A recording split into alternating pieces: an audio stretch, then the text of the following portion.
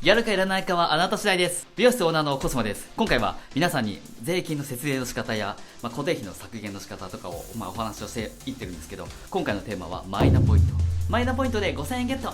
マイナポイントっていうのは、キャッシュレス化と、あとみんなにマイナンバーカードを作ってほしいっていうために、政府が、乗り出した、策なんですけど、マイナンバーカードを持ってる人は全員5000円分の、ポイントがつきますよっていう。っていう取り組みなんですよね。ちょっと待ってください。いいですか、質問。はい。5000円ポイントもらえるって聞いたんですけど、私4人家族の場合。はい。4人とももらえます。マジですか？そうです。なので2万円分のポイントがもらえちゃいます。今ちょっと鳥肌立った。マイナポイントとは、概要的に言うと、キャッシュレス化を願っていることと、あとマイナンバーカードの普及と、マイナンバーカードとキャッシュレスの連携をしたい。最大約、5000円ゲットできます。期限が設けてまして、2020年6月から約、来年の3月まで期限があるのと、あと予算が決まってるので、これ早めにしないと。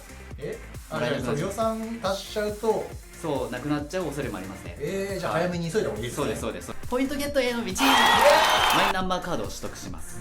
スマホのアプリでマイナポイントの、アプリをダウンロードします。アプリ内でマイキー ID というのを発行します。キャッシュレス事業の選択をします。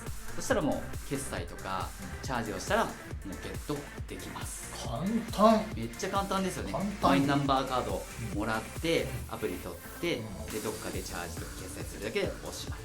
それで5000円もらえると。めちゃくちゃ簡単でお得じゃないですか。そうなんですよ。でしかもですね、はい、これが今お得な情報がありまして、何ですか？そのポイントを上乗せでもっともらえるんですよ。5000ポイントからさらに上乗せがあるの？そうなんです。最大、7000円ぐらいもらえるのかな。めちゃくちゃお得じゃないですか。はい、2000円上乗せでできることがあるんですよ。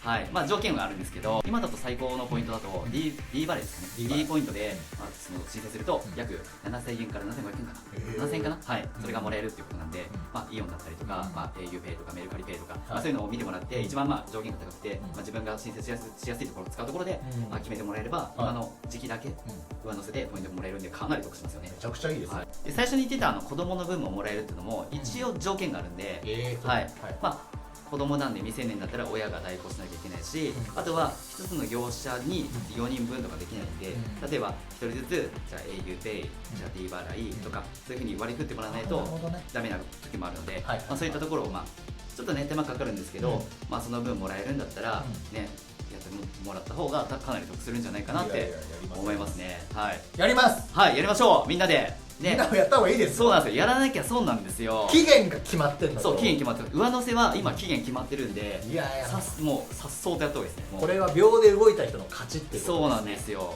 その分ね、だって収入がだって1万円ぐらい増えるわけですよ。そうだよね。2000円プラスね、4人8000円じゃないですか。やっぱりやった方がいいんだよ、こういうことってね。これってでも、やるかやらないかはあなた次第です。この動画がいいと思ったらチャンネル登録、いいねよろしくお願いします。バイバーイ。やるかやらないかあなた次第だー。